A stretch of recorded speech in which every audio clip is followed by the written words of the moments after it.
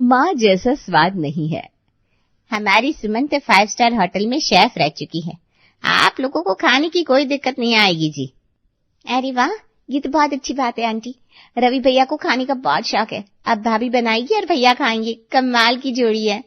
हाँ और नहीं तो क्या, रवि भैया के दिल का रास्ता तो पेट से होकर ही जाता है। अब तो रवि भैया के दिल पर सुमन का राज होने वाला है। रवि और सुमन का रिश्ता पक्का हो चुका था और सभी दोनों की जोड़ी की तारीफ कर रहे थे, पर रवि की माँ कमला देवी को ये सब कुछ खास भा नहीं रहा था। खैर, सुमन को नेक देकर सब लोग घर आते हैं और पिंकी अपने भाई की चुटकी लेते हुए कहती है, वाह भैया, आपके ही मजे हैं घर में, शेफ भाभी आ रही है, अब तो रोज पकवान बनेंगे, ऐश है आपकी। अच्छा, सिर्फ अकेला मैं ही खाऊंगा क्या?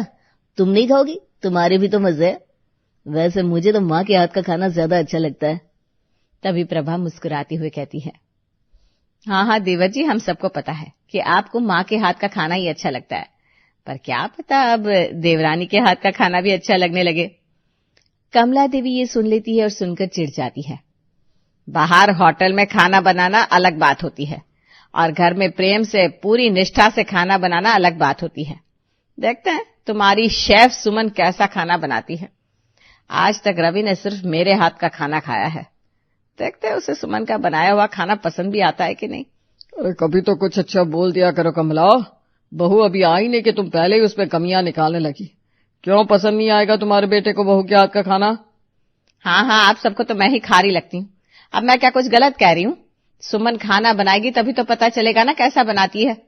शेफ है इसीलिए अभी से उसे सर पर चढ़ा लेना ठीक नहीं है। अभी तो सुमन शादी करके घर आई भी नहीं थी, पर कमला देवी को ऐसा लगने लगा था मानो उसका बेटा अब उनका रहा ही नहीं। शादी के बाद बेटे के पराये हो जाने का डर उन्हें सताने लगा था। खैर, कुछ दिन बाद कमला देवी के लाडले बेटे रवि की शादी सुमन से हो जाती है और सुमन विदा होकर अपने ससुराल आती है। नई बहू के आने से मेहता परिवार में खुशी का माहौल था। सभी घर वाले नई बहू का स्वागत कर रहे हैं। तभी कमला देवी कहती है, सुमन बहू, तुम चाहे कितनी भी बड़ी शेफ थी, आज से तुम इस घर की बहू हो। तुम अब बहू की मर्यादा का अच्छे से पालन करना। जी मम्मी जी, आपकी सेवा में कोई कमी नहीं रहने दूंगी। बहू, मेरा आशीर्वाद तुम्हारे साथ है, मुझे पता है तुम सब अच्छे से संभाल लोगी। ऐसा कहकर स्वरूप मेहता अपने कमरे में चले जाते हैं और सुमन की जेठानी मुस्कुराकर कहती है, बस सेवा ही नहीं, हमारे लाडले देवर रवि को खुश रखना तेरा सबसे बड़ा धर्म है और उसके लिए रोज खाने में कुछ नया बनाना होगा। हाँ, ये तो सबसे जरूरी चीज है, हमारे भैया का खाना। भैया को बस मम्मी के हाथ का बना खाना पसंद है, बाकी किसी के हाथ का खाना तो बस ऐसा वैसा ही लगता है। आज भी पूरे परिवार का खाना भले ही प्रभा भाभी बनाती है, पर रवि भैया के लिए तो मम्मी ही खाना बनाती है। अरे पिंकी, ये तो सच है, मम्मी के खाने में जो स्वाद है और कहीं नहीं, कोई और उनके हाथ के खाने की बराबरी कर ही नहीं सकता। रवि बेटा, तू चिंता मत कर, मैं तुझे रोज अपने हाथ का कुछ न कुछ बनाकर खिलाऊंगी। सुमन बहू, सच में रवि को मेरे अलावा किसी के हाथ का खाना पसंद ही नहीं। तुम घर में बाकी सबके लिए खाना बना लेना, पर रवि के लिए तो खाना मैं ही बनाऊंगी, वरना मेरा बेटा भूखा रह जाएगा। इसी तरह खट्टी मीठी बातों के साथ सुमन का गृह प्रवेश होता है। अगली सुबह सुमन की पहली रसोई थी। रसोई में सुमन सबके लिए हलवा और पूरी बनाती है। कमला देवी और प्रभा उसे रसोई में काम करते हुए देख रही हैं। बहुत ध्यान रखना, हलवे में घी की कमी ना हो, रवि को खूब घी वाली चीजें पसंद है। ऐसा तो कोई बात नहीं, तुम्हें जैसे आता है तुम बना लो, रवि के लिए मैं अलग से बना दूंगी। अरे नहीं मम्मी जी, उसकी जरूरत नहीं पड़ेगी, मैं हलवा अच्छा बना लेती हूँ, रवि जी को जरूर पसंद आएगा। देखते हैं। और हाँ, बादाम थोड़े महीन डालना, मेरे रवि को बादाम बारीक कटे हुए ही पसंद है। और कमला देवी मुंह बनाते हुए वहां से चली जाती हैं। देखो सुमन, घी ज्यादा डालू या कम तुम्हारी मर्जी, बस हलवा हमारे रवि भैया को पसंद आना चाहिए। जी भाभी, मैं कोशिश कर रही हूँ कि आप सबको भी हलवा बहुत पसंद आए। थोड़ी देर बाद खाना टेबल पर लग जाता है। पूरा परिवार खाने बैठता है। सब हलवा चखते हैं। वाह वाह, हलवा तो बहुत अच्छा बना है, जीती रहो बेटा। ये लो मेरी तरफ से तुम्हारी पहली रसोई का नेग। थैंक यू पापा जी। कमला देवी मुंह सिकुड़ते हुए कहती है, हाँ ठीक ही है, बस घी थोड़ा कम है। कोई बात नहीं, तुम्हारे शेफ की पढ़ाई में हलवा बनाना सिखाया नहीं होगा। मैंने तो घी अच्छे से डाला था, आपको कम लगा क्या? सॉरी मम्मी जी, आगे से ध्यान रखूंगी। तभी सुमन की ननद पिंकी बोल पड़ती है, हम सबको हलवा बहुत अच्छा लगा, कोई रवि भैया से तो पूछो। हाँ बताइए देवर जी, हलवा कैसा लगा आपको? पसंद तो आया ना? रवि हलवे का कोर मुंह में लेते हुए कहता है, अच्छा बनाया, लेकिन माँ जैसा स्वाद नहीं है। माँ के हाथ के हलवे का मुकाबला ही नहीं है। हाय मेरा बेटा, मैं जानती थी तुझे नहीं पसंद आएगा सुमन के हाथ का हलवा, इसलिए पहले से ही तेरे लिए मैंने अलग से हलवा बना कर रखा था। रुक अभी लाती हूँ। और कमला देवी रसोई से हलवा लाकर रवि को देती है। रवि हलवा खाता है और कहता है, वाह मम्मी, क्या हलवा है, तुम्हारे आगे तो बड़े बड़े शेफ भी फेल है। सुमन की मुस्कान हल्की पड़ जाती है। जिठानी और ननद एक दूसरे की तरफ देखकर मुस्कुराती हैं। फिर प्रभा सुमन से कहती है, कोई बात नहीं, तुम दोबारा कोशिश करना सुमन, एक दिन रवि भैया को तुम्हारा खाना जरूर पसंद आएगा। अगले दिन सुमन की सास कमला देवी सुमन से कहती है, सुमन, आज घर में सत्यनारायण भगवान की कथा है और कथा में कुछ रिश्तेदार भी आएंगे, तो तुम प्रसाद बना लेना। प्रभा तुम्हारी मदद करेगी, पर खाना तो तुम्हें ही बनाना है। इसी बहाने तुम्हारी मुंह दिखाए की रस्म भी हो जाएगी और सब लोग तुम्हारे हाथ का खाना भी खा लेंगे। पर हाँ, रवि के खाने की चिंता मत करना, उसके लिए मैं अलग से कुछ बना दूंगी। ठीक है मम्मी जी, मैं बना दूंगी। तभी कमला देवी रवि से कहती है, रवि बेटा, तुम आज भी ऑफिस मत जाओ, घर पर पूजा है, तुम्हारा रहना जरूरी है। ठीक है मम्मी। सुमन बहुत मन से खाना बनाती है और पूजा का प्रसाद भी बनाती है। प्रभा उसकी मदद करती है। खाने की खुशबू तो अच्छी आ रही है देवरानी जी, देखते हैं स्वाद कैसा है। हाँ भाभी, सबको खाना पसंद आ जाए, और स्पेशली रवि जी को, नहीं तो मम्मी जी फिर से अपनी रामायण शुरू कर देंगी। वैसे भी देखा ना आपने, कैसे वो बार बार ये जताती रहती हैं कि मुझे कुछ बनाना ही नहीं आता और उनके बेटे को मैं भूखा ही मार दूंगी। उनका बेटा अब मेरा पति भी तो है। मुझे रवि जी को कुछ बनाकर खिलाने का मौका देंगी, तभी तो रवि जी को मेरे हाथ का कुछ पसंद आएगा ना। मम्मी जी की बातों पर ध्यान मत दिया करो, उनकी तो आदत है। जब मैं नई नई आई थी ना, तुम मेरे साथ भी ऐसे ही क्या करती थी, पर तुम कोशिश मत छोड़ना। हाँ भाभी, आप सही कह रही हैं, मैं कोशिश नहीं छोड़ूंगी। खाना बनाकर प्रभा और सुमन भी पूजा में सम्मिलित होती हैं। पूजा खत्म होने के बाद कमला देवी कहती हैं, सुमन, प्रभा, चलो सबके लिए खाना लगा दो। जी मम्मी जी, लगाते हैं। सुमन और प्रभा मिलकर खाना लगाते हैं। सब रिश्तेदार और घर वाले खाना खाने लगते हैं। तुम्हारे हाथों में तो जादू है बहू, क्या खाना बनाया है तुमने, मजा ही आ गया। थैंक यू बुआ जी। पता नहीं सलोनी जीजी आपको कैसे पसंद आ गया, हमारे रवि को तो इसके हाथ का खाना भाता ही नहीं, उसे तो बस मेरे हाथ का खाना पसंद है, इसीलिए आज भी उसके लिए खाना मैं ही बनाती हूँ। तभी पिंकी रवि से पूछती है, रवि भैया आप बताइए ना, कैसा लगा आपको भाभी के हाथ का खाना? अरे रहने दे पिंकी, रवि को ये खाना खाने की कोई जरूरत नहीं है, उसके लिए मैंने अलग से बनाया है। मम्मी जी, एक बार रवि जी को टेस्ट तो करने दीजिए मेरे हाथ का खाना, बहुत मन से बनाया है मैंने। कमला देवी चुप हो जाती है और सुमन रवि को खाना परोस देती है। रवि खाना खाता है और कहता है, ठीक है खाना, पर वो बात नहीं है, माँ जैसा स्वाद नहीं है। इस बात पर कमला देवी मुस्कुरा देती है और इतने लोगों के बीच में रवि का ये कहना सुमन को बिल्कुल अच्छा नहीं लगता। वो उदास हो जाती है। अगले दिन दोपहर में कमला देवी हॉल में बैठी थी, तभी सुमन उनके पास आकर बैठती है और कहती है, एक बात पूछूं मम्मी जी? हाँ पूछो। आप खाने में ऐसा क्या डालते हैं मम्मी जी, जो आपके खाने का स्वाद अलग ही होता है? रवि जी को मेरे हाथ का खाना पसंद ही नहीं आता, वो हमेशा यही कहते हैं माँ जैसा स्वाद नहीं है। अब क्या बताऊं सुमन, किसी होटल की शेफ बन जाने से माँ के हाथों का स्वाद नहीं आता। मेरा बेटा तो आज तक मेरे ही हाथ का खाना खाता आया है, आगे भी मेरे ही हाथ का खाना खाएगा। नहीं मम्मी जी, अगर ऐसी बात है तो आप मुझे सिखाइए ना, मैं सीखना चाहती हूँ। मैं चाहती हूँ रवि जी मेरे हाथों का खाना भी उतनी ही शौक से खाए जैसे आपके हाथ का खाना खाते हैं। बेटा मसाले तो वही है, खाना बनाने का तरीका भी वही है, बस मैं अपने बच्चों के लिए बहुत प्यार और अपनेपन से खाना बनाती हूँ, यही फर्क है। बेटा होटल में तुम लोगों के लिए खाना पैसों के लिए बनाती थी, घर पर खाना प्यार से बनाया जाता है। खैर तुम जाने दो, रवि के लिए तो खाना मैं ही बना दिया करूंगी।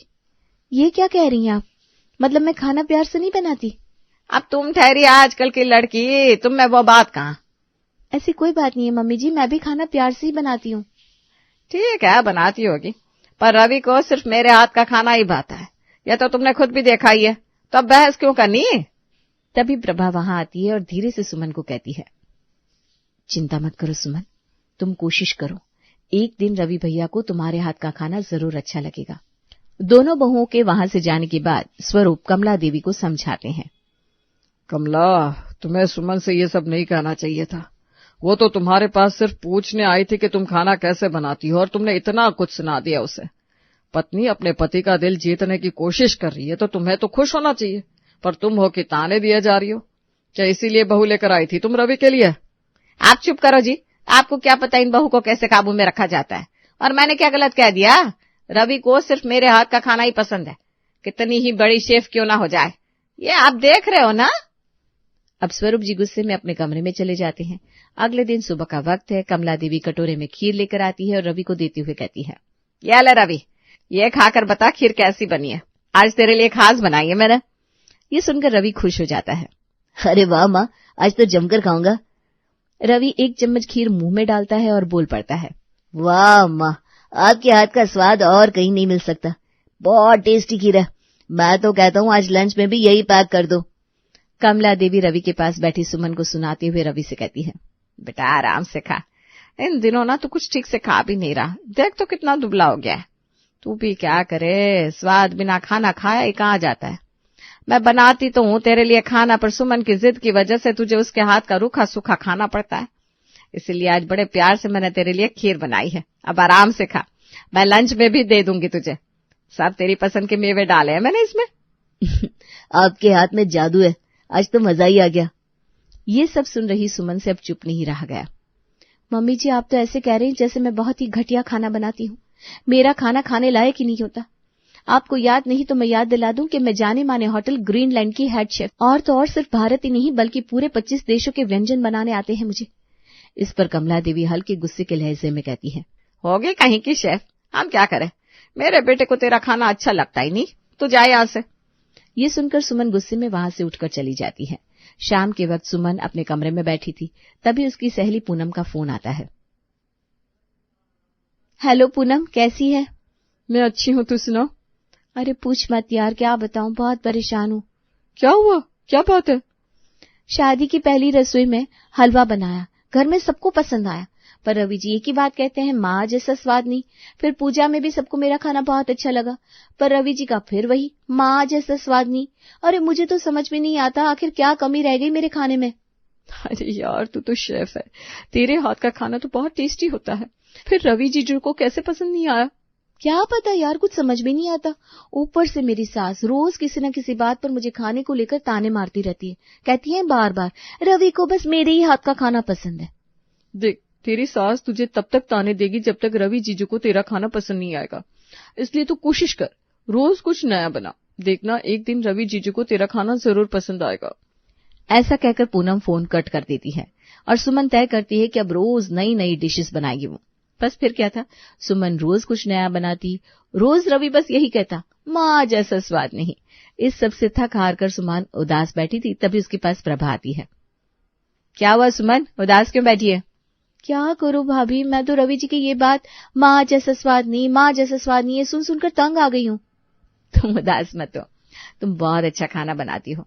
बस रवि भैया को माँ के हाथ का खाना ज्यादा पसंद है। भाभी मैं ऐसा क्या बनाऊं जो रवि जी को पसंद आ जाए? अरे इतनी चिंता मत करो, धीरे धीरे रवि भैया को भी तुम्हारे हाथ का खाना पसंद आने लगेगा।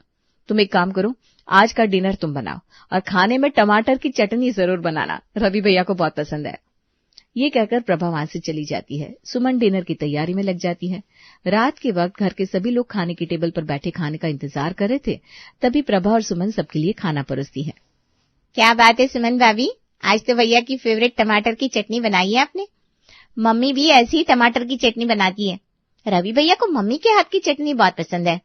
अरे टमाटर की चटनी तो मैं बनाती थी रवि के लिए, उंगलियां चाट चाट कर खाता था। इसने तो पता नहीं क्या ही बनाया होगा, मेरे रवि को पसंद नहीं आने वाला। बस भी करो कमला, मैंने चटनी चक्कर देखी है, चटनी वाकई में स्वाद है। हाँ हाँ, आपको तो बस मैं ही बुरी लगती हूँ, बाकी सब अच्छा ही लगता है। इस पर सुमन मुस्कुरा देती है। तभी प्रभा कहती है, देखना आज तो रवि भैया को बहुत पसंद आएगी चटनी, है ना रवि भैया? हाँ ठीक ही है, पर माँ जैसा स्वाद नहीं है। माँ कभी आप बनाना ये चटनी, बहुत दिन हुए आपके हाथ की टमाटर की चटनी नहीं खाई। अब सुमन मन ही मन झुंझला जाती है। वो समझ ही नहीं पाती कि चटनी में क्या कमी रहेगी, सबको अच्छी लगी। आखिर रवि जी को क्यों कुछ भी पसंद नहीं आता। एक रात सुमन गुस्से में खाना बनाते बनाते किचन में बड़बड़ा रही थी। माँ जैसा स्वाद, मैं तो परेशान हो गई हूँ इस माँ जैसे स्वाद के चक्कर में। पता नहीं ऐसा क्या है जो मेरे हाथ में वो स्वाद नहीं आता।